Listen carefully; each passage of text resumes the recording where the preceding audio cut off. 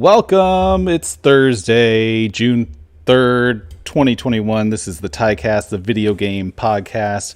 We are live. It's 9 p.m. Eastern every Thursday for the TYCAST. What did I hear that? Why did that happen? I got a like an alert. We're here. We have an awesome panel tonight. There's five beautiful people. We have a newcomer. Let's get right into it. So we have Russ at Krausniesel, Liz at Liz Gains XP, Max at Monado Max, Nettie at Nettie Dorco, and Chris at Toaster Dog. Welcome, everyone. It's great to have you. Thanks for being here. We're going to get right into it. We're going to start with what we're all playing, any game pickups we had this week. Russ, how's it going? Pretty good. How about you? Doing great. Feel good. Oh, good. What have you been playing? So I started back up with Persona 5 Strikers. Now that Resident Evil made me mad, I need a break from it. And I also beat Sonic the Hedgehog, the original one, for the first time. I was lurking that stream. I had it on my phone the whole time, and I was just checking your progress while you played through that. That was impressive. You knocked that out fast. I think it took me 2 hours. Yeah. I had to use save states though. There was no way I was beating that without them. Yeah. No, for sure. We'll talk about that in a little bit. Anything else? Did you pick anything else up? That's it? No, this was a slow week. Yeah. Nice. Liz, welcome. This is your first episode of the TYCAST. Thanks for being here. Yeah, thanks for having me. Of course. So what have you been playing? A few weeks ago, I beat It Takes Two, so I started playing A Way Out, which is an earlier game from that maker. Yeah. So I've been playing that with Keezus, who was supposed to be here. Mm-hmm. And I've been playing Bravely Default 2. I'm like on chapter 4, so I think I'm more than halfway through. I picked up Stardew Valley again. I'm in year 2 in fall. And then for like the last half year, I've been playing Super Mario Maker 2 on Tuesdays. Oh, cool. Yeah. So you're on Twitch. Yeah. What's your schedule like? So for the summer, I'm going to be streaming more often. For the last couple months, it was just Tuesday nights. I co-stream with my friend, and that's usually a Nintendo night. And then on Sundays is when I stream A Way Out. And so far, those are the 2 days that I've been streaming. But on during the summer, over the next few months, I do want to stream more often. Awesome. So that's awesome. Have you picked up any? Do you have any recent pickups that you're super jazzed on?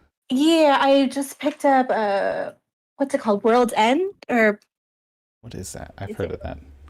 World's Ends Club. It's I don't know, it kind of looks like a mix of Pokemon and the Danganronpa games. Oh, okay.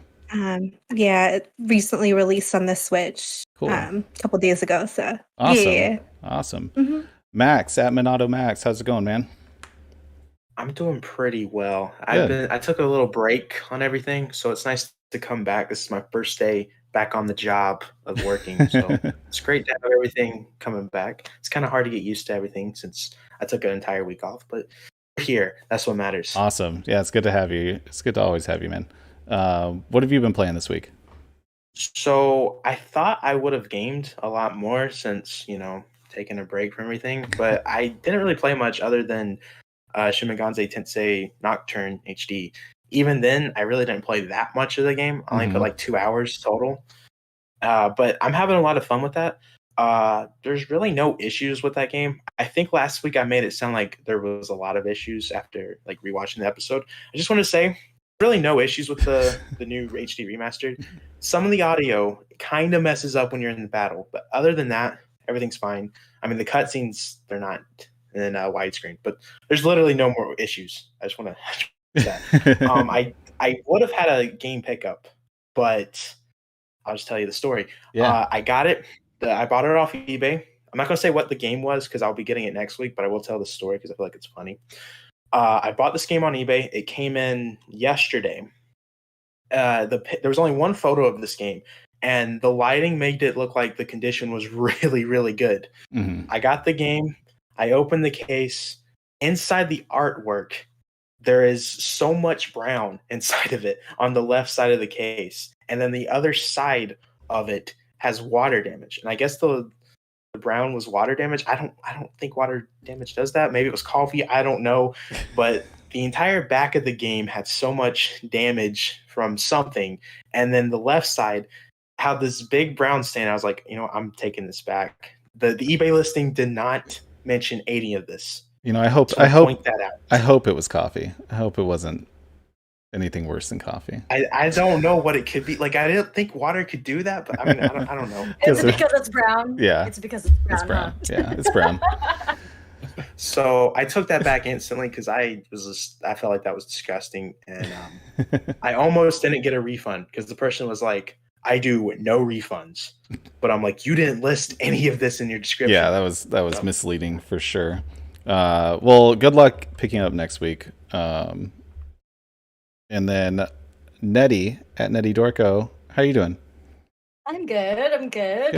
I watched a little bit of K-drama. I mean, not a little bit. I watched literally like 6 episodes of K-drama with Liz and our nice. other friend. That's awesome. But in terms of me, what have I been playing? So I think Aaron caught me last night playing Deer Simulator on Twitch and popped into my chat. And it's so funny because like every single time someone had hopped into my chat playing Deer Simulator, the first words that came out of their mouth was, "What the heck are you playing?" But I feel like at this point, people are just used to me being weird.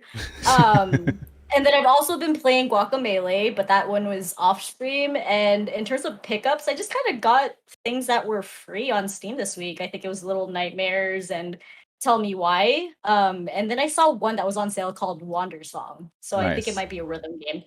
Sweet. Yeah, that's what I got. Have you tried that?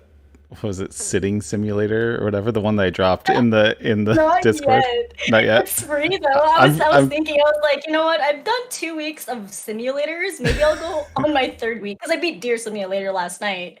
So I was thinking I'll just do my like 3rd simulator, that sitting one, and then after that, I think there's a power wash simulator where you just like clean houses with a power washer. Yeah. Yeah. So that's what I'm gonna do. Those are the plans. You need a simulator marathon. I know. Chris at Toaster Dog, how's it going, man? Doing well. Thanks for having me. Yeah, of course. Anytime. What have you been playing this week? So I'm going to start with my pickups. Oh, yeah. I actually didn't get these last week. I got them a couple weeks ago, but I forgot to show them. So I got Bomberman Jetters on GameCube. Nice. And Tanuki Justice for Switch, which I'm excited to play at some point. And then we were at Walmart over the weekend, and my 3-year-old daughter bullied me into buying this game. I've been avoiding that. And, I'll just say that we played like 2 championship, to like 3 races each, and before the second one was over, she was like, "I don't want to play this anymore. I want to play Lego City Undercover." It's so bad. It's so bad. Yeah, if a kid has to say it's bad, then that says a lot. Yeah, this exactly. This is the deluxe edition, which I guess comes with extra tracks and racers. But the worst thing about this game is the audio. Like, so when you're playing 2-player, once the first player crosses the finish line, the music just stops. And whenever Ryan talks, it's like super loud and the audio is super clippy. So it's like him screaming basically. But I was winning all the races, so Ryan screamed, "Good job, you won." And then the music would stop, and then my daughter would be playing, and then when she crosses the finish line, Ryan says like, "Oh, you better luck next time," or something like that. It's just like it's terrible. Please don't buy this. So I saw that, and I have made a deliberate effort to make sure my son does not know that it exists, because we did the Paw Patrol game, which the exact same thing happened. He played it one time, and it was basically, he was like, "This is way too easy and not fun." And never picked it up again. And I was like, okay, never again am I falling for this like licensed kid based game like that. Pretty sure they actually made outright games. I think made them both. Oh, really? Same developer. Yeah, that doesn't surprise me at all. What else did you already say what you've been playing? I played a little, like I said, Lego City Undercover. Yeah. I tested like a whole boatload of Wii and Wii U games. I was watching you guys when you streamed Mario Party. I cannot talk. And then I watched Russ play some Resident Evil, and yeah, that was about it. I've been pretty busy this week. So. Right on. Yeah, definitely. So for me, I've been playing a lot of Hades.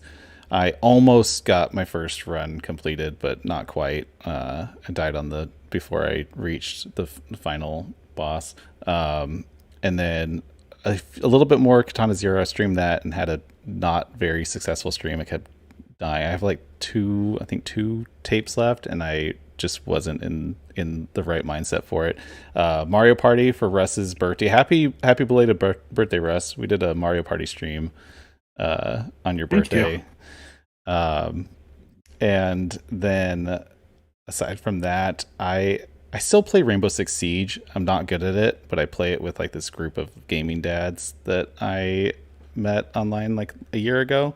And so I play that like every Friday. And then I also bought a ton of old games like PS2, PS3, Xbox 360 games, like lots that I'm trying to figure out what I'm going to do with. And so I've been going through and cataloging all of those and like several hundred of them. And so I'm not sure what I'm going to do with them yet, but that has taken up a lot of my time.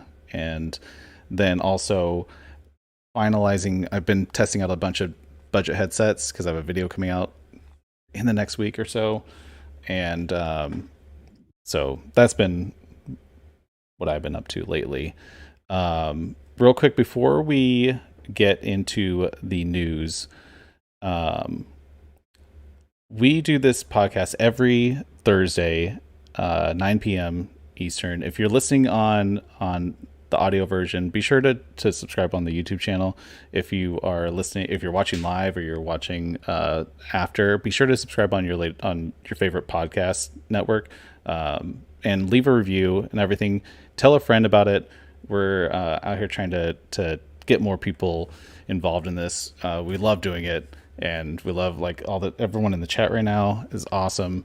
I haven't even been able to keep up. Everyone's just been chatting away. But getting on to the news, let's start with the big one, the Nintendo Switch Pro, or the new Nintendo Switch, or the Nintendo Switch XL, or the Super Nintendo Switch, or the whatever it is going to be called. So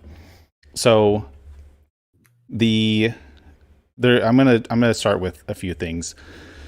There was a kind of a leak from a hardware manufacturer that confirmed a bunch of the stuff, like the OLED screen, same form factor. What else? A thinner dock with two USB 3.0 ports and 4K output. And then the kickstand they describe as like the what's it called? The Microsoft Surface, which I have one. It's the whole bottom half at the back of the Switch is supposed to be the whole kickstand, which would be awesome because the kickstand is horrible on the Switch. And then I think that's most of it. And so, but there's also been tons of people coming out saying that this is supposed to be announced before E3. And so everyone thought it was going to be today or last week. And so we have heard nothing. And who knows? Like now, I just saw tweets today that people are saying, oh, wait, maybe the sources were not as credible about it coming before, especially after Nintendo announced their E3 Direct. It's odd that they would do that before they announced, if they were going to do it before, basically. Max, what are your thoughts on this? I know I see you like squirming in your seat. What? I end to talk. All right. This might be the first time I'm actually excited to talk about the Switch Pro. This is like groundbreaking that I'm excited to talk about this. All right. I'm going to throw a conspiracy theory that might not make sense, but I feel like this is going to make more sense. I think I tweeted this today. What if the Switch Pro is non-existent? Like it's not even a real thing. We've been talking about the Switch Pro. We've been talking about this thing since 2018. Max, we had so many leakers.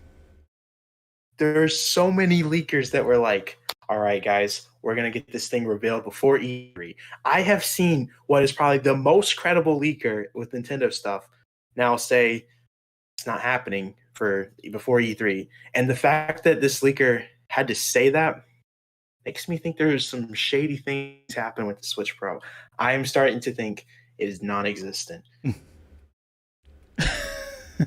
I feel like you just want it to not be existent. Well, come on, it shouldn't have been revealed by now. Like we've been talking about this thing being revealed for like the last 3 months, and this whole discussion of a Switch Pro has been talked about since 2018, bro. 2018. Yeah, but that's kind of not. That's like people talking about the next PS5. Although I think there is a revision coming, but it's minor, just slight, like no difference in performance or anything. But I don't know. I think with all the hardware leaks specifically, the Samsung leak, I feel like was the biggest like confirmation, and coming from multiple sources that like that the components are already in production, and then the assembly of the units are supposed to start next month, which it depends on how different this console is. If it's just a minor revision, maybe it doesn't need any big, fanfare or anything, and maybe they're trying to like not have it be that, that significant of an event. But if it is something that is a majorly, if they're gonna have exclusive games for this, then I don't know. I don't know. Anyone else jump in? That I have a lot of thoughts on this. It definitely exists. It's just a matter of when. I mean, there's even the original NES had a late revision. So I think we're pretty confident to say that it exists. It's just a matter of when we're going to see it. It may have already been released if coronavirus didn't happen, but sure. I'd say it's coming soon. Yeah, I think we're gonna hear about it by E3, if not before. I don't think it's gonna go like past June before we know something about this. And yeah, Nettie, do you have any predictions on this? When you said the whole game exclusive thing, I feel like they would, because Nintendo does it all the time, right? Whenever they release something new, there's always got to be an exclusive, and then it's like the best exclusive game ever, and then you're like just forced to buy the console. So I'm sure there's gonna be exclusives altogether. Breath of the Wild 2 exclusive to the new Nintendo Switch Pro XL. That would make so many people mad. Yeah, I do not put it. I would not be surprised one bit if that was the case. What would actually make me more mad is if the console is like the 3DS and the new 3DS.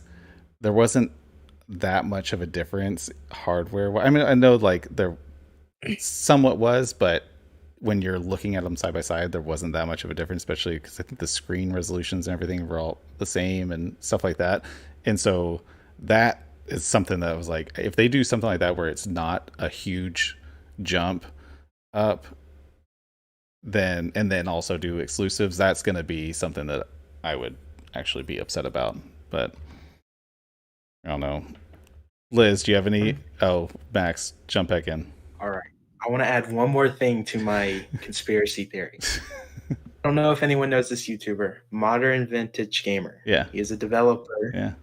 He's been reaching out to developers to figure out if this thing is existent, because if they've heard anything about a Switch Pro, The developers he's reached out to have told him they have not heard a single thing about a Switch Pro.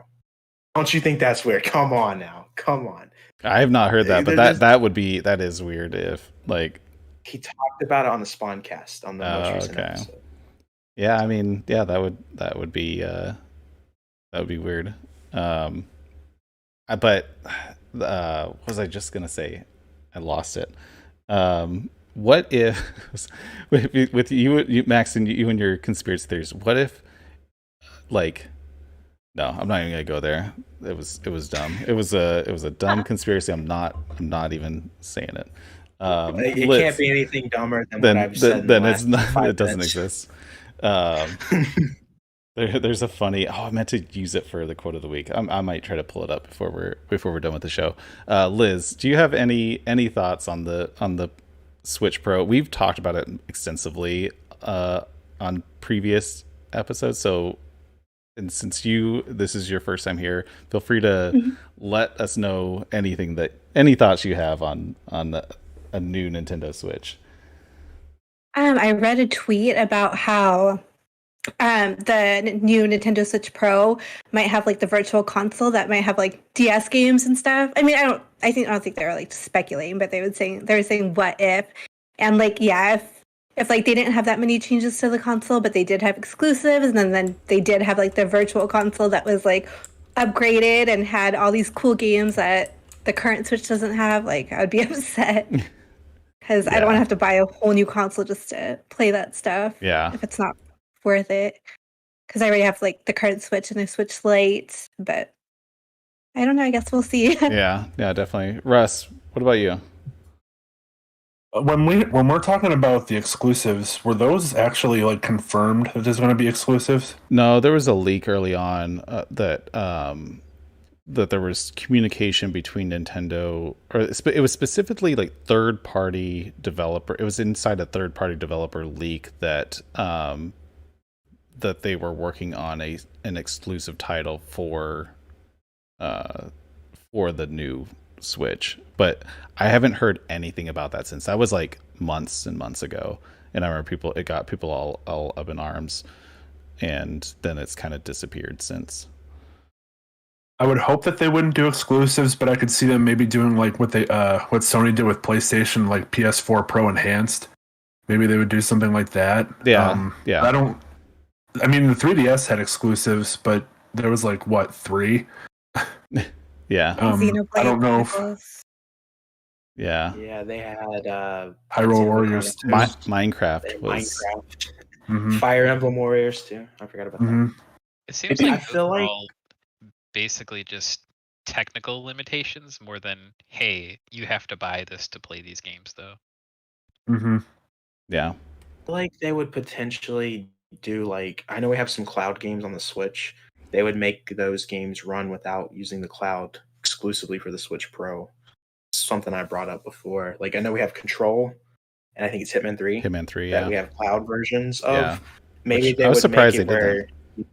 Yeah, maybe they would make it you don't have to use the cloud with the Switch Pro with those games. I don't know. Yeah, that would be tough because that would be a whole new development, like because they'd have to then do it natively, whereas those cloud versions are probably running on some PC server type of thing. I'm gonna say it again. I say it every week. I still think there's gonna be more hardware in the dock than anyone has said yet.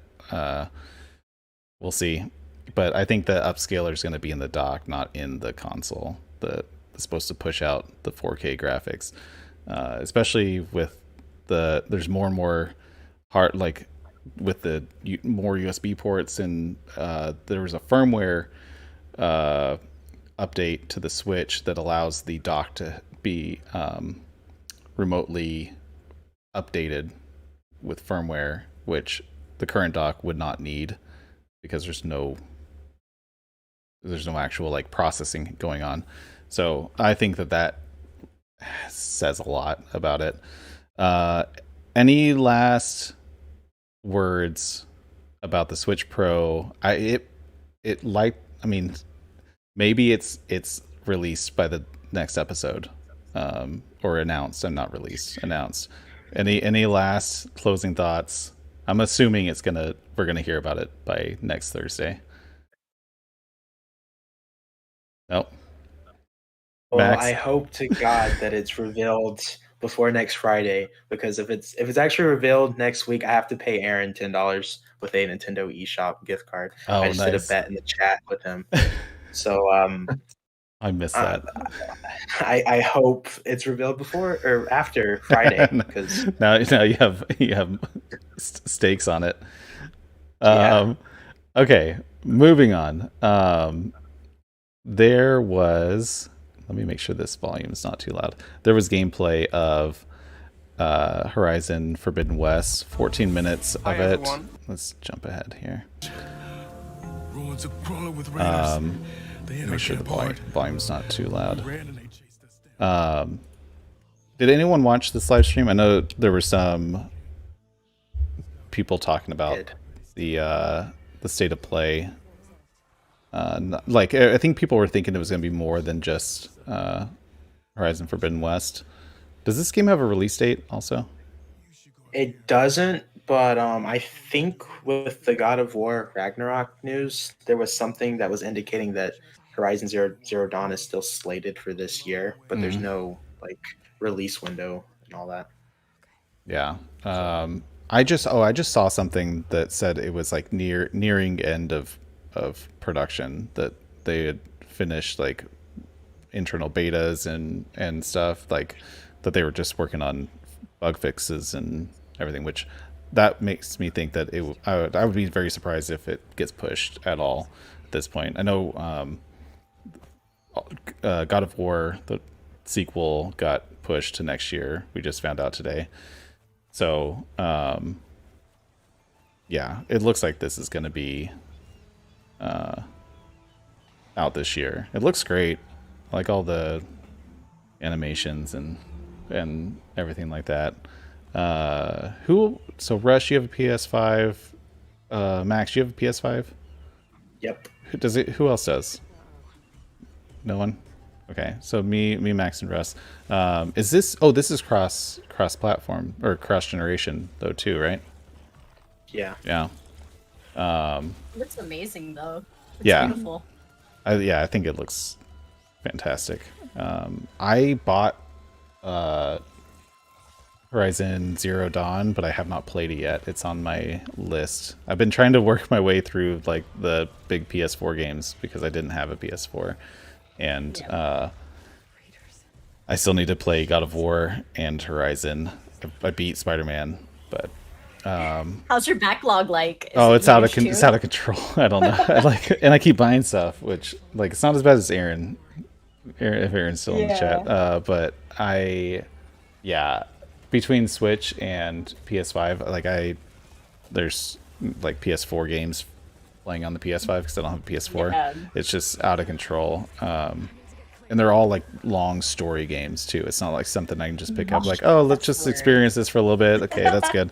It's like I need to invest. Like, it's not like Katana Zero where it's just like you beat it in 3 hours. Exactly. That's why I like those games.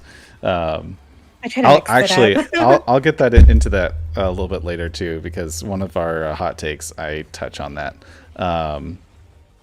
But yeah, Horizon Forbidden West, it's one of the bigger titles coming out this year for Sony. Is there anything else this big after Ratchet and Clank?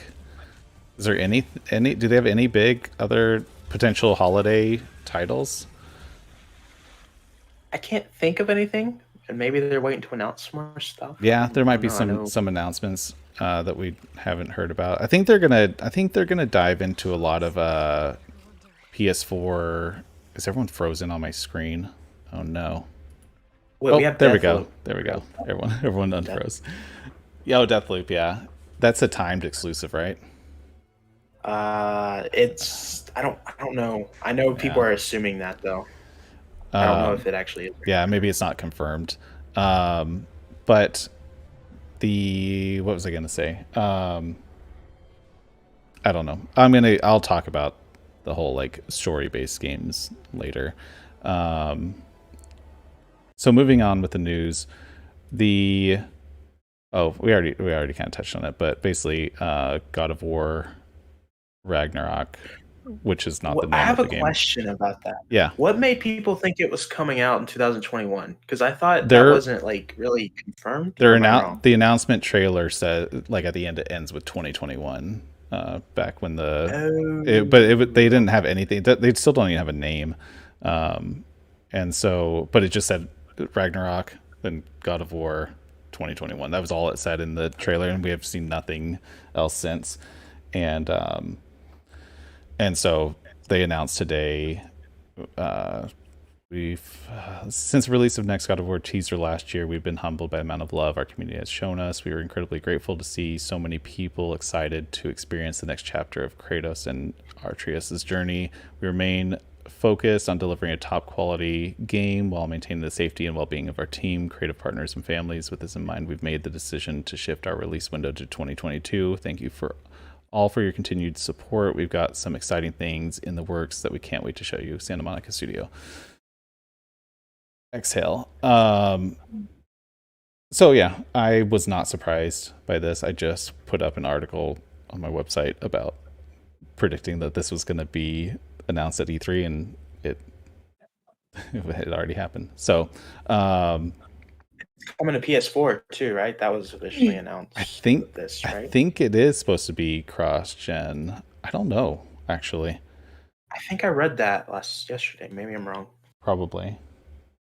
That gives me more time to beat the first one. Yeah, I played I'm working on it too. I played like an hour of the first one, and I got absolutely destroyed. I think I was playing on too hard of a difficulty, and I set it down. And I haven't picked it up since. It was like I've been dying to play it because I love I only played the first God of War, and I haven't played any since, and I loved it. I know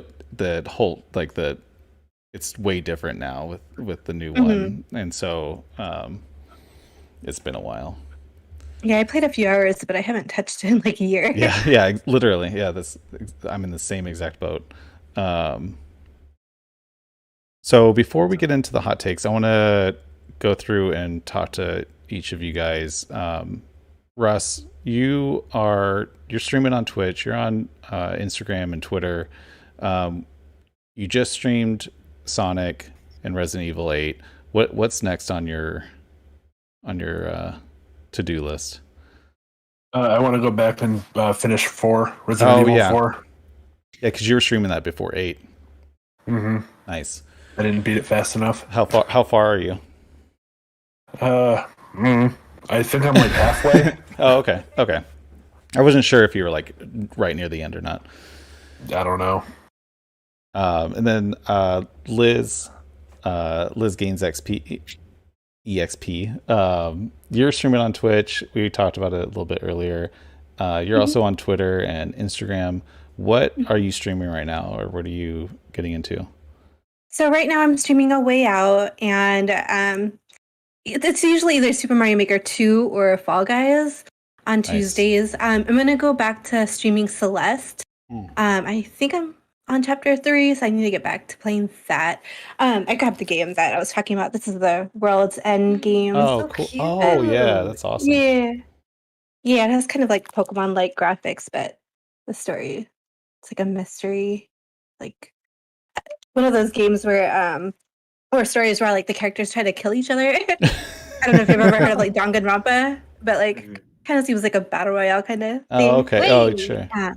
Have you ever played 999, the Nonary games? Because yes, it's like I love similar. those. Oh yeah, yeah. I think we talked about it before. Yeah, it's kind of like that. Yeah, the Danganronpa games are just like that. Yeah, I need to get into that. What else? I was streaming Salt and Sanctuary a long time ago. I want to get back to that, and I need to finish the Life is Strange prequel. Oh yeah, there's a new one. There's a new one coming out, right? Or is it the remake? Or is it's both? There's a remake and a new one, right? Yeah. Coming out like this, like the end of this year. I'm pretty sure. Yeah. Oh. But yeah, I think that's pretty much it right now. Awesome. I still have so many games to finish. Max at Monado Max, you're a YouTube creator. You're also on Twitter. You said you have a new video coming out tomorrow. Yes, it's kind of like nothing special, to be honest. I was running out of ideas because like I'm I'm really banking on E3 to give me so much content once Nintendo's E3. So it's just me like showing off what digital games I own on the Nintendo Switch. Oh, that's like fun. What's on my Nintendo Switch. So that's awesome. It's nothing too special, but it's something. I try to upload twice a week. So, yeah. Nice. But I got something with Beach Pizza Gaming that we're filming tomorrow that's going to be really awesome. That's going to come out next week. Nice. Yeah, you have to. We'll shout it out next week when it's live. Nettie, you're streaming at Nettie Dorco. Remind me your schedule and what you're currently. I mean, you do a lot of Dead by Daylight, but I see you've been doing a lot of other stuff lately too. Yeah. It just kind of depends on my mood because on Wednesdays and Fridays, I just kind of do the little short games where, Dead by Daylight's quick round, and then there's Fortnite. It's a quick round. It just kind of depends on my mood. And then yesterday, I saw that I had a game, the Deer Simulator one, which was like, I think the how long to beat was 15 minutes, and I was like, okay, I could totally just play that because it's super short. But what I plan to play this weekend, I know I want to do Dragon Ball Z because I've had it like on my backlog for a while, and I haven't done any RPGs on stream. And I don't actually, now I think about it, I don't think I've ever done any RPGs on my stream because I do so many indie and platformer games and Dead by Daylight that I just never touched on RPGs. I think I tried doing Yakuza 0 on stream, but I don't know if you guys have ever played Yakuza 0. You pretty much like it's like Grand Theft Auto with all these submissions, and then you get stuck doing submissions, and then you just never get to the storyline because every single corner I turn, there's always a submission. So I think that's the reason why I stopped streaming it, because it's like I had ADHD and I just kept going towards the submissions. What was I talking about? I was trying to think about something. Is it your schedule or my schedule. Yeah. All right, nailed it.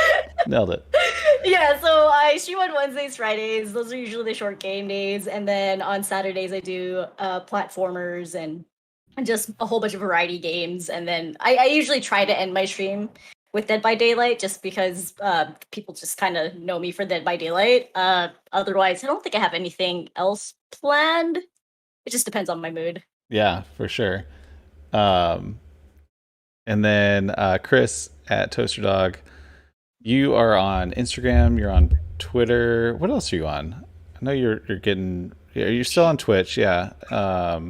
What's up?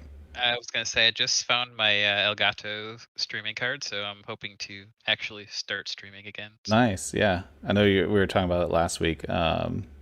What's gonna be when you get it all back set up? What's going to be your game number one? It's not going to be Rocket League, I can tell you that. I haven't decided yet, actually. Maybe I'll make a poll, or I don't know. Definitely give us a heads up before you get going, so we can boost it. Will do. If you're listening, watching, be sure to give everyone a follow. I'm super grateful to have you guys all here this week, and in future episodes. With that, we're going to move on to the hot takes. So I'm starting with the best villain in all of gaming. And you have to tell me who it is and why. And we'll discuss. We're gonna go backwards. I've been going clockwise this whole time. Chris, I'm gonna start with you. You didn't tell us when you're streaming, did you, or did I miss that? Oh, I didn't. I actually don't have a stream schedule. I have a video coming out next week on cheap budget headphones that are popular on Amazon. I'm going to send Max one because he always complains about his headsets. And I have like 5 headsets that I'm not going to use. And maybe I'll give away one. I stream on Twitch usually Fridays, usually Tuesdays. That's kind of the most consistent days, but I only started streaming on Twitch like 6 weeks ago, and so I affiliated, and then I realized, because I was going to simulcast the TYCAST on YouTube and Twitch, but that goes against the Twitch affiliate terms, and so that's why we're only back on YouTube for this. We'll find a happy medium moving forward, but yeah, I'm on Twitch, I'm on Instagram, I'm on Twitter. it's been really busy. So I'll get this video out next week, maybe this weekend, and then I have like 3 other videos in progress. So YouTube's my main platform. That's what I push hardest. So I'm not very good at video games, so Twitch a Twitch struggle. I have a Twitch struggle if a game's too hard. That's why I don't do single player games on Twitch unless I have support. I like the party games, Mario Party. But okay, now Chris, the best villain in gaming. If we're going backwards, then you have to tell us. Oh, do I have to start? Okay. Oh man, I like rounding it out. Damn it! All right. You know what? This is the Chris cast. Okay, so I have Gladys from Portal and Portal 2 because, well, first of all, I don't play a lot of single player games, and I haven't in a long time. So I was having trouble with this question, and I started looking. I was like, okay, I like Robotnik, and there are a handful of others that I like, but they're not like, they didn't capture a whole lot other than just being, like very animated characters and everything. And I remember playing through both Portal and Portal 2, and the humor, but also the really the unease of being trapped in this situation with this kind of with Gladys and but the comic relief in it too was just so deep and it just added so much to the gameplay that that I had to go with that as my most significant villain. And you can come back around to me because I might have some ideas after you guys talk, but that's what I wrote down. Chris, now it's your turn. Good choice. All right, so I have kind of 2. I'm gonna start with the Bowser's Fury version of Bowser. Oh, that's a good one. Because I don't want to spoil it. It's kind of relatively still a new game, so but yeah, it just kind of made a cool impression on just how the scale and what all he's capable of doing. But my favorite, just like Max, is going to go with a certain game. I'm going to say Lavos from Chrono Trigger, just because, I mean, he plants his kids, I guess, into planets, and then they eat the planets. And, I mean, a planet eater is as good as a boss as any, as far as I'm concerned. So. Nice. Nettie, what about you? I also have 2. I actually had a hard time on this question too, because I was like, oh, which villain? And then I was thinking Bowser, and then I thought, no, Bowser's too common. So I think the best one is Wario, because Wario has the best games ever, because he has Wario's Woods, he has WarioWare, and I've loved every WarioWare game ever. And my second one, he's not so fun because it's just, the little hand from Super Smash Brothers, Master Hand. Yeah, the Master Hand. Yeah. I think he's an underrated boss, but I also think he's a funny one because you fight all these cool characters, and then you reach the final boss, and it's a hand. You know what I mean? It's literally just a hand, and then it just does all these weird hand movements. Yeah, those are 2 of my villains. When I thought you were gonna say Waluigi at first before you said Wario, but I like Wario because he does have really good game. What was the Wario World? Wasn't that Super Mario or Super Mario Land 3? Wasn't that Wario World? Or am I going crazy? The Game Boy Mario or Wario game. I never played it, but I was obsessed with this Super Mario Land 2, the 6 gold coins. That game is, and then the sequel I think was a Wario game. I think it was but yeah, Wario Land. I don't know. I think I just confused. I just confused the chat. I thought I was getting confirmation. I just confused them more. I just feel like Waluigi and Wario, they're so underrated. You know, like it's always Bowser, Bowser, Bowser. But how about the other two? Yeah. Just saying. Yeah. Just saying. I forgot. I did have another one. I had Sub-Zero, but I meant to confirm with in the original, because all the lore wasn't. It was kind of random in the first game, and I don't remember if he was actually a villain in the first game or they turned him into a villain in the like later games in the movies. But Sub-Zero was on my list if that's not like if that's authentic that he's an actual villain, because like here I'm gonna do a little side note.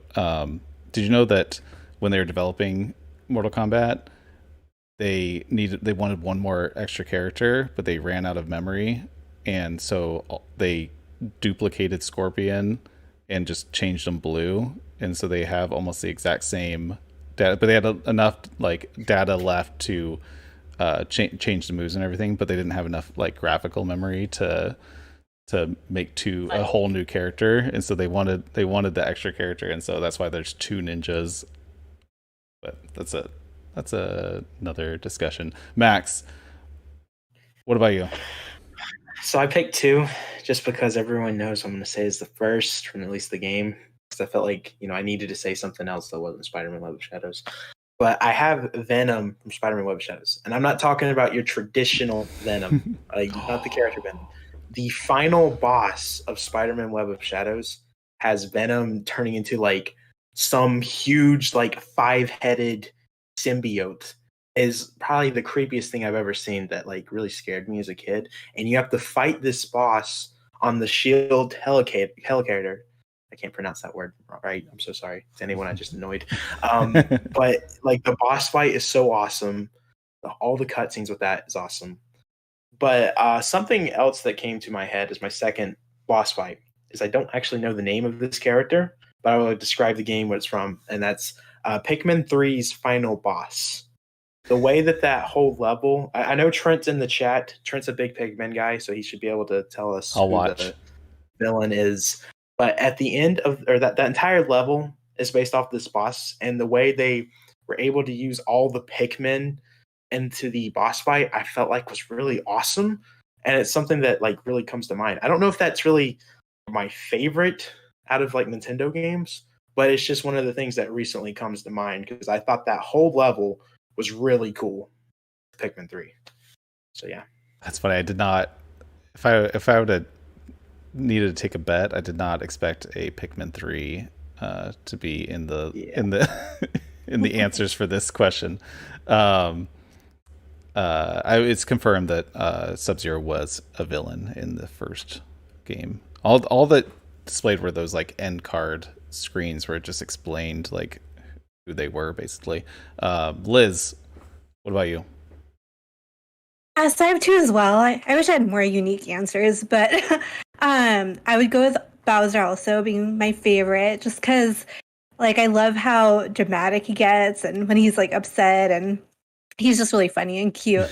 And I really like playing him as a character in Super Mario RPG. Oh yeah.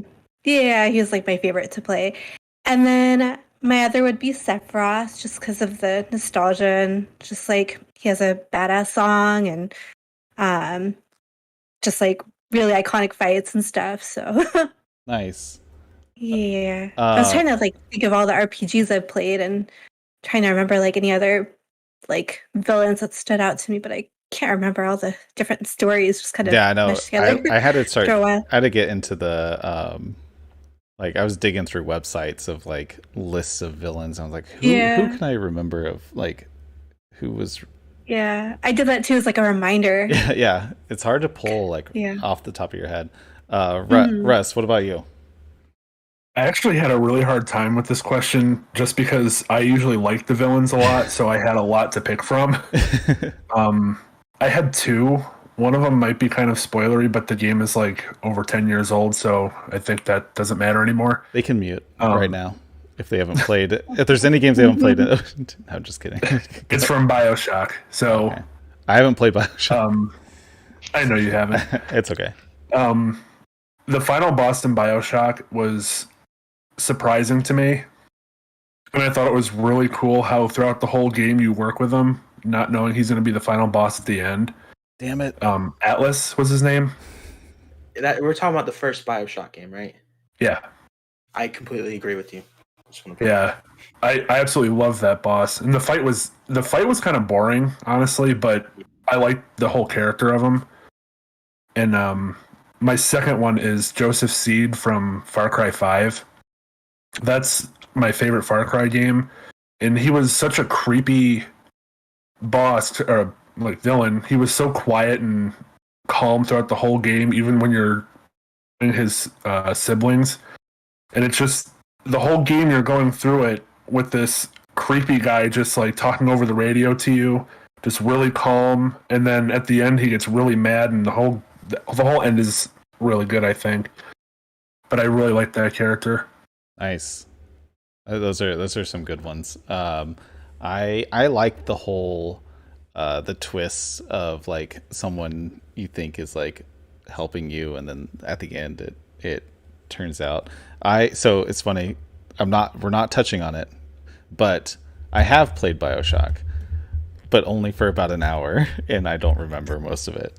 So I don't consider myself having played BioShock officially. Russ, in your eyes. I'm not going to start. Yeah, we're not touching it. Maybe another week. Max, what were you saying? I just realized, I can't believe I didn't mention this, but there's also a really cool villain in the Walking Dead game where it's debatable if he's a villain, but at the end of the game, all the choices that you made throughout that entire game, this guy like knows, and he brings it up and he like uses it against you. Really, it's cool since like the whole game is supposed to be like your choices matter. So having this character really forced that narrative, and it's pretty cool. Like some of the unique things you can get from that guy, from like different plays that you can do with the game. So sure. I just want to point that out. I was surprised no one threw out a semi-sarcastic Tom Nook evil villain reference. He was on my list. I was like, is this? There was that was going around hard when like a year ago. Yeah. When New Horizons came out, because he's a freaking shark. I think we're all rich now. That's why. That's like true. We're true. All millionaires. Yeah, so. Everyone has millions of bells. It's funny. I still follow a bunch of Animal Crossing stuff, and I haven't played the game in probably 9 or 10 months. Okay, we're gonna go into a debate about save states. So, especially with Nintendo Switch Online and modern ways to play older games, there's a lot of ability to have artificial save states to whenever you want, and you don't have to play it like if it was on original hardware. You can't just take a screenshot of exactly that point and then resume from that point. And so there was a slight discussion on the Discord that we held off until tonight, is if you are playing a game that didn't have that functionality originally, but you're playing it on a platform that allows you to use that new function, if you beat the game, is it truly like beating the game? Especially, this is more so for really hard games, like traditionally, but also in general, it's kind of two discussions. And then also, do you if you're discussing games that you have beat, would you feel the obligation to disclose that with the discussion of beating that game? And so it came about because Aaron, who I think he's still in the chat, he's watching, and he was on last week and every other week usually. He just beat Sonic 1, but kept having to disclaim that he was using save states. And then Russ, I know you got like halfway through and then started using save states like on your stream. And so some people get really heated about it, and some people think it doesn't matter. And so, which way are you, Russ? Since you just were most recently involved in this, do you think? What do you think? I don't think it's necessarily cheating or anything. Somebody was in my chat yesterday with a good point that older games were meant to be hard because they're so short. So it's kind of like an arcade game where they want your money, so they're going to make it harder for you. Yeah. And now, when you have these games at home, you don't really have the need for that. And then on top of that, people don't have the time that they used to. Like back when Sonic 1 came out, it was kids that were coming home from school and play it for hours, memorizing all of the zones, where to jump, where the enemies were, stuff like that. And now I don't have time to sit there and memorize the game. I just want to beat it. Yeah. So I think there's nothing wrong with using the save states to do that. I mean, eventually I'd like to go back and be able to beat it just in one sitting without worrying about it, or without, my God, I can't talk either, without worrying about save states. But it's just a game that takes practice. I don't really feel the need to disclose it that I use them. Yeah. I mean, I don't mind saying that I used them, but I wouldn't think, like, if somebody asked me if you beat Sonic 1, I would just say, yeah, I beat it. I wouldn't really think you experienced all of the content of that game, more so than like an achievement of sorts of like, I think it's similar to like the speed running thing, and like I think it's different though too if the game is something that's like one of those traditionally really, really hard games, like that for the sake of being hard, not necessarily just like grindy or whatever. Like I can't think of what, like Contra and it was like the original Teenage Mutant Turtles. Like if you're, I think it also depends on context. If you're claiming it as like almost like a brag type of thing, then I think also you'd be like, oh, but I did use save states, like type of thing. But like just games that you're experiencing, I agree completely. Liz, and Aaron brought up a good point. We were talking too. He said that you're still beating the game, you're still playing it. You're just not wasting your time going all the way back to where you were when you died. Yeah, you're just you're eliminating the repeating of content essentially. Yeah, I totally agree with that. Liz, what do you think? So over the last couple of months, I've been playing Super Mario Brothers 3 with my friend and streaming it. And so a few days ago, we wanted to finish the whole game because we were already on World 8. We spent like some time last week trying to beat World 8, and it was, I don't know. I mean, maybe it's gotten harder, or maybe we're just not as good as we used to be because we've both beaten it before, but we just were not like doing so well. So this week we're like, let's try it again. And then I totally just remember that we could do the save state thing because I didn't realize it before. So when I found that out, we started just abusing the heck out of it and constantly saving and constantly loading. And just because we had beaten it before, we didn't really care too much. And we didn't really announce it too much because people could just see that we were doing it while we were streaming. I do have like this website that I update like the status of my games and whether I've beat them, called Backloggery. And if I use save states, I would probably like put a note in there, like, beat the game with save state or whatever. I don't really think it's cheating because as he had said, you had played that part. You just, it's not like you didn't play it or anything. I also like to think that it's kind of like how they re-released Final Fantasy 7 and 9 on the Switch, or even on PC. Like those ports, you can fast forward, you can hit maximum, I think it is. And, if when you beat the game, you still mark the game beat. You don't say like which of those like advantages you took advantage of. So I think it's similar to that. I think if you put that you're playing it on the Switch, then like they would know that you possibly use save states Yeah, definitely. I think that's a good point with like the backloggery, like notating if it's the first time you've beat a game and you use save states, like because who knows in like 5 years, like wait, did I? When you see all these, like, did I use save states? It might like trigger like, oh, let me try to do this without it or something. Yeah. Like I think that's a good point. And also there's games like the new God of War where you can play on like easy, which is basically story mode, and then like, different difficulties. Just like how you notate like what level like difficulty you beat it on. Or if you don't, then you don't. But I mean, someone who beat God of War on just like the basic story level with minimal, fighting or difficulty, like they still Sure. say that they beat the game. So Yeah. Yeah, no, definitely. Mhm. Hey, Toast, I see your chat in the chat. I have answers for you because I've done the same thing that you're looking for. Um, I actually might have the exact piece of hardware you're looking for. Sorry to interrupt you guys. I'm dying not being in the chat right now. Max, what about you?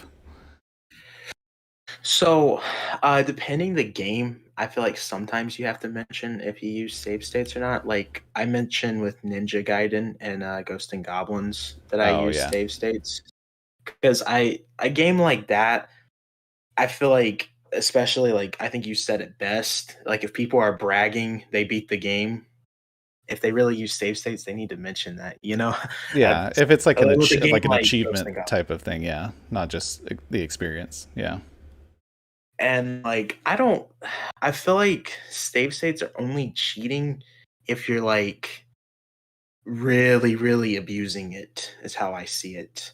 Like with a game like Ghost and Goblins is what I'm gonna use as a comparison.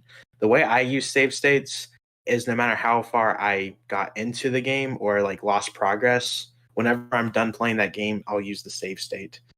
Because obviously I have to play other games. I'm not a lot of these older games are pretty difficult and it's not something I want to spend my entire day on. So like with Ninja Gaiden, if I lost a level or got this far, no matter where I am, I save state from right there and then I move on to my next game and start back yeah. same way. Oh, for sure. So I think if it's a lot of times I will use it if I play a long time and then die and it sends me way the hell back. And I'm like, I don't want to do this again. And then I'll go and do it all again and then save right before the point I died and then move forward from there. I think that's an appropriate way to do it. Like, um, that's a good point though. Like, especially if you're setting the game down for a while too, like just to like have that restore point, I think is good. Nettie, what about you? Yeah, I don't think it really matters because I mean, maybe what you know, when we were younger, maybe it would have been fine because we'd have like all the time in the world to play a game. But these days, I just kind of just want to get to point A to B, and then you just kind of play the game. And yeah, like older games are just hard in general. Like I have so many Super Nintendo games that I've never finished because they're so hard. I always get to the very last part and then I would die. And then now, like you have the Switch and you have these save states, and you're like, oh my god, I can finally beat that boss that kept killing me back in freaking 94, you know? But yeah, Yeah, I feel like it really doesn't matter. It really doesn't matter. yeah, definitely. Russ, I think you had a good point that I didn't touch on about the games, like because the actual length of them is short, but they make it stretch for out like 10, 20, 30 times the length of the game because of the difficulty, because you have to, and also the spacing of like continues and stuff. Like I know Aaron was talking about, like if you lose all your lives on Sonic in the middle of a stage, you have to go all the way, or middle of an act, you have to go all the way back. Like it sends you way back further, which is a whole nother issue. Um, Chris, what about you? Oh, I knew. I was waiting for I'm someone. kidding. I was Kidding. I'm kidding. I must have had way more time than anyone else as a kid because, like, I don't know, things like Mario 3, Mario 2, Mario 1, Mega Man 2, like I can, to this day I could probably still beat them without batting an eye. Um but I mean there are some games that are just bad and nobody wants to play the same stupid thing over and over again. So I think there's some merit to them. I mean, they're sanctioned by Nintendo now, so they must not be too wrong, right? Yeah. But yeah, there's benefits now. If I were to say, hey, play this game, and someone would say not unless they can use save states, I would still want them to play it using save states, just so they can experience, the general game itself. Yeah, no, for sure. I think there's a key word that keeps getting repeated is the experience. If you're gonna play it with save states to experience the whole game, that's much better than vowing to never use them and then only playing the first 40% of the game and then like setting it down and never touching it again. I think that's a good distinction between it. All right, and then this is the last topic for the evening. What is the first video game that you remember playing? And I didn't say my opinion on the last one. I always do that. Although no, actually, I kind of did. I did. I was chiming in after each and every one of you, so you kind of. I feel like you know my opinion. I don't need my own whole monologue about it. I feel like save states aren't as bad as like mods. Like these days you have mods. Yeah, for sure. I feel like people would look more down on mods because I played Don't Starve together, and I can't get through day 15 without like a mod where I have to because they have this mod where you just like float over the campfire and then it like respawns your character. And then it was so embarrassing too because I had gotten rated by YouTube content creator specifically for Don't Starve Together where he uses no mods. So it was like a really, really big raid. And then here I am like, oh my god, my character died. Let me hover over the water or hover over the fire so I could revive.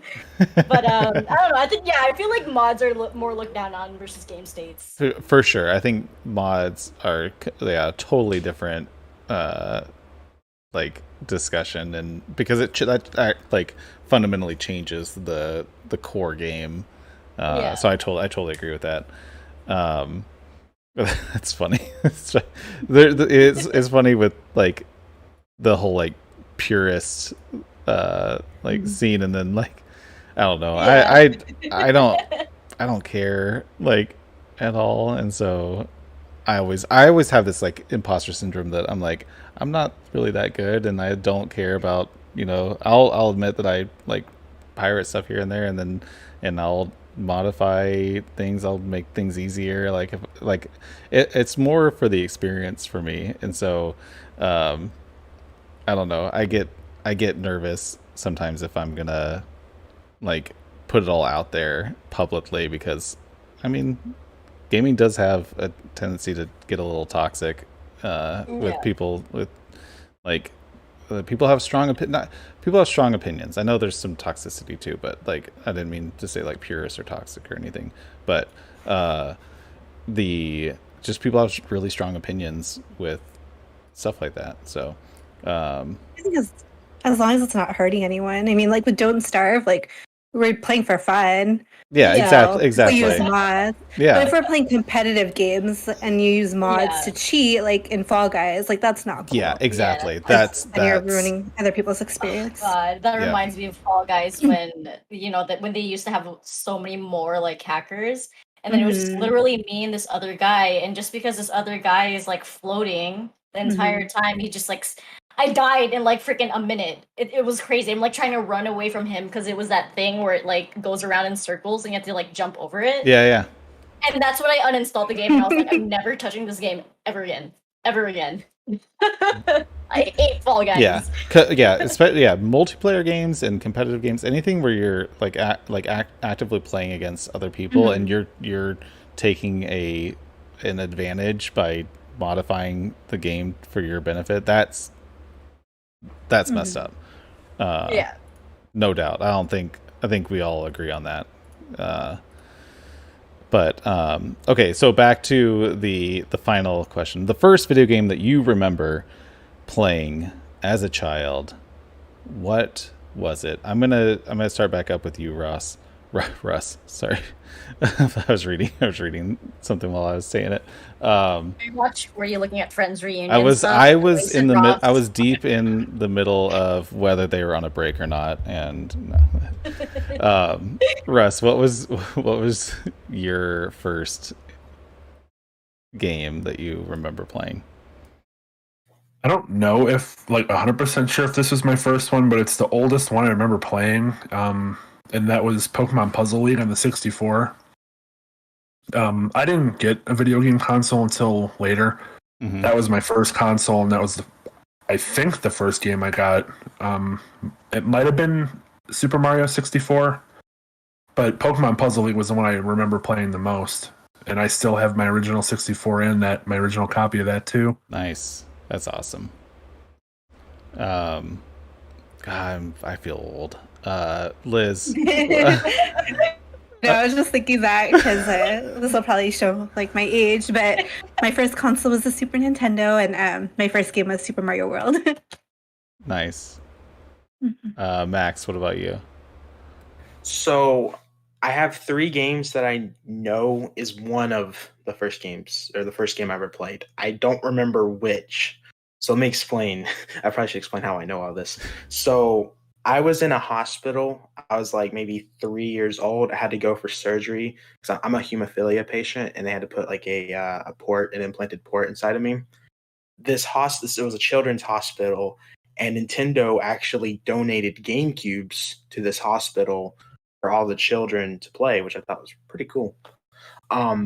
The games I had in my room was Super Smash Bros. Melee, Spider-Man, and Harry Potter the Quidditch game. I don't remember the exact title, but there was a Harry Potter Quidditch game out there.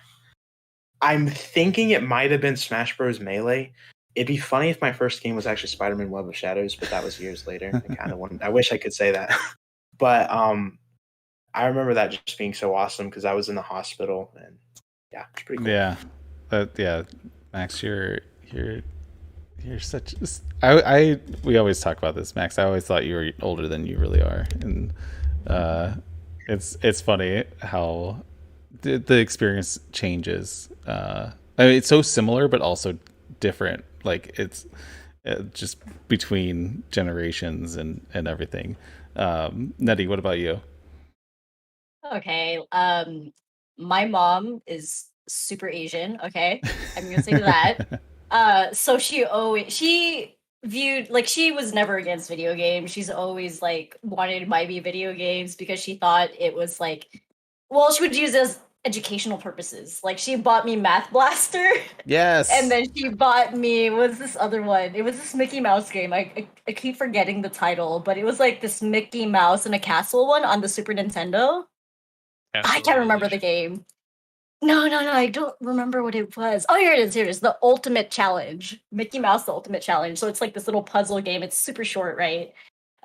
But my mom, like, she did accounting, and then she works in engineering and everything now. But she always wanted me to be like a mathematician, and it just never worked out for me. Like, math is like my weakest subject. Math and history are maybe my weakest subjects. But I just thought it was so funny that my mom would always buy me these things. And then I think I was like 4 at the time, and I remember there was this one level where my mom was like, "Hey, what is 7 plus 3?" I'm just like, "Mom, I don't know," because I was still trying to learn how to do the little finger thing. Like, okay, 7, 1, 2, 3, 4, 5, 6, 7, plus 3, 1, 2, 3, 10. But anyway, yeah, those were the 2 games that I remember playing because there was a lot of trauma trying to figure out how to do subtraction and addition in my head when I was younger. Yeah. I remember Number Munchers and Math Blaster, like all those like Oregon Trail. I had the Apple II, the green screen. That was Apple II, right? All those old games. Chris. Yeah, they have a lot. They don't have educational games anymore. No, I just saw on Humble Bumble there's a bundle. I keep getting ads served to me now.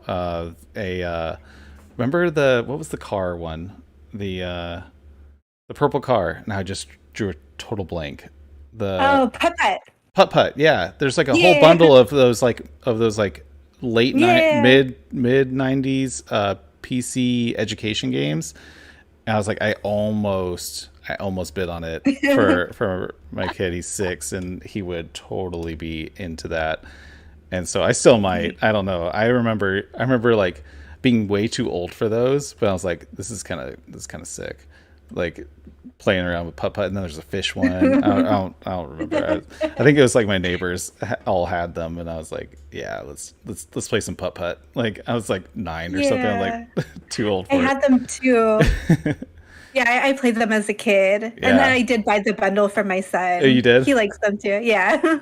I might do that. I might have to do that. Oh no, you convinced him. I know. You convinced him. Yeah. All right. How old is your son? My son's 6. I also have a 2-year-old boy yeah. too. So, yeah. I think that's a good age. Yeah. It's like a good first like point and click adventure game. He only plays Roblox now, and then he plays my I have an Oculus. He plays Roblox VR, and I'm like, I need to get him VR. Yeah, it's ridiculous. It's out of control. I like watch him play. Like there's like a 3D drawing VR that's like he's obsessed with it. And it's just everyone in a big room and everyone's just drawing stuff in 3D, and he'll just spend like 2 hours on it. I'm like, dude, okay, get out of here. Let's go outside. But he just gets fascinated. But he'll draw these like really cool pieces. I'm like, okay, that's cool. Let's screenshot it. Does your son play the piggy games on Roblox? Yes. And yeah, my son plays Roblox too, and he's like obsessed with the piggy thing. He knows all of the like subculture under like all the Roblox stuff and all the like he weirdly fell down an Undertale rabbit hole, and like and it's all like I lock everything down, but he still like sees stuff, and he's like he's very interested in Undertale and Piggy and whatever, all the spin-offs of all those. He's very curious about all that stuff. And so it's hard to keep track of it not being in that. It's this whole subculture of gaming that I try to monitor and everything. Just being a parent Does he know all the Five Nights at Freddy's characters? So he I think he watched like some like music stuff contained like with Five Nights at Freddy's, and so he's never played the games, but I think he knows a bunch of the characters. Yeah, same with my son. And so, how old is yours? He's 8. 8. Okay. Yeah. Yeah. It's I don't know. It's interesting to like be on the other side of it, growing up and being like, oh, my parents just don't get this, and then I'm like, I don't get this, like I don't know. He hasn't played Among Us either, but like it's popular with all the kids. So. Yeah, he's played it, but I think he's a little too young for he's really into the whole concept of it though. But, Chris, what about you? Yeah, so you may have well just been asking us how old we are with this question. I know. I didn't think about that. Mine actually is very ironic. The first game I remember playing is E.T. for the Atari 2600, which was almost solely responsible for the destruction of the video game industry itself.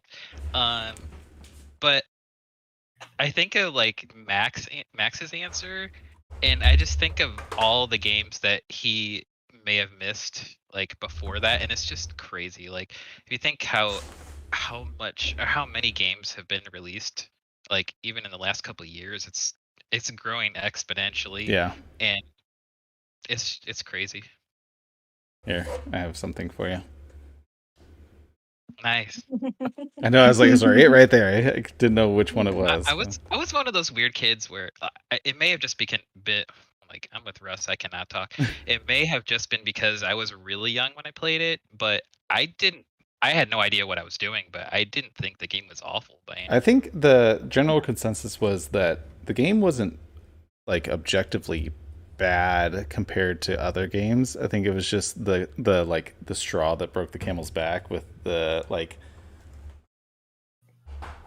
It sounds like it was more of a production marketing problem more than an actual problem with the game itself. If anyone's interested, watch Atari Game Over, the documentary that it dives deep into all of that. And there's a lot of cool cameos. George R.R. Martin from Game of Thrones, and then Ernie Klein, who wrote Ready Player One. They're all in this movie, diving into specifically E.T. for the Atari 2600. It's a great documentary. And I'm in the same boat. So I had a family friend that had an Intellivision, and I played a bunch of Intellivision games, and I was obsessed with them. And I don't remember that timeline versus I also had an NES, and Duck Hunt and Mario. And then but the game that I remember really like diving deep into was I just drew a blank. It's Chippendale's Rescue Rangers for the NES. Was the first game that I put time into. I was like, I'm gonna be good at this game. Like, for some reason, it wasn't Mario. It wasn't anything. But I have a bunch of different answers. I don't know where they all lined up when I was 4 or 5. But between Intellivision, baseball, I think, was the game that I played all the time, and then Mario, Duck Hunt. But I'm gonna go with Rescue Rangers because I remember that game being really hard and me being like really into trying to progress in that game. And so that's my answer. This was probably around 1990, 89, 88 probably, actually. So it's a classic game. It is. It is. I every once in a while I look back and I'm like, maybe I should try to like play this again, because I've heard it's actually really, really hard, like in the grand scheme of things. I also had Teenage Mutant Ninja Turtles for the NES, and I hated it because of how bad it was, or like hard it was. I love that game. I'm gonna have to stream it. I didn't mean bad. I meant hard. Okay. But what is the easiest retro game? That's like a question. Ooh. That's like a hot take that we should bring in next week. I'm adding that to the list. What's the easiest? Here, I'm typing it. Sorry, you can hear me. Teenage Mutant Ninja Turtles on NES. No, that's the easiest. That's the easiest. Are you sure? Die a hard time. No, Mega Man 2 is definitely easier than Teenage Mutant Ninja Turtles. I'll give it that. Yeah, definitely Mega Man. Mega Man was a lot easier compared to in Turtles in Time. No, Turtles in Time, I definitely beat that. The first one where it's the like platforming Ninja Turtles game. That one sucked. I mean, no. It was difficult. It was very, very hard, is what I mean by that. You're not gonna offend me. It's okay. It was. I remember being in Turtles in Time. Turtles in Time was SNES too. Yeah. There was that style, the beat 'em up style Turtles game for NES, right? Unless I'm going crazy. Yeah. There was that Turtles 2? The arcade game. Yeah. That I thoroughly enjoyed that. Okay, with that, we're done. We went long again. Damn it. I wasn't looking at the time. Thank you guys for being here. If you're listening, watching, be sure to subscribe. Either audio, video on the YouTube channel, audio on Spotify, Apple Podcasts, Google Podcasts, anywhere that podcasts exist. Subscribe. Give us a good review. We always appreciate it. We always have a rotating panel. I think Max, I think you have the longest streak of continuous guest appearances on the TYCAST. So thank you. I appreciate that. Welcome, Liz. Thank you for being here. Russ, Nettie, Chris, you guys are all awesome as always. Be sure to follow each and every one of my guests in both the audio and the video version. Links to their profiles are in the description. Also, if you're a fan, jump into my Discord. We're all here because we do this on my Discord, and interact with us. Tell a friend. We're all fun people. So with that, good night. Bye, guys. Happy Thursday. Bye. See you guys.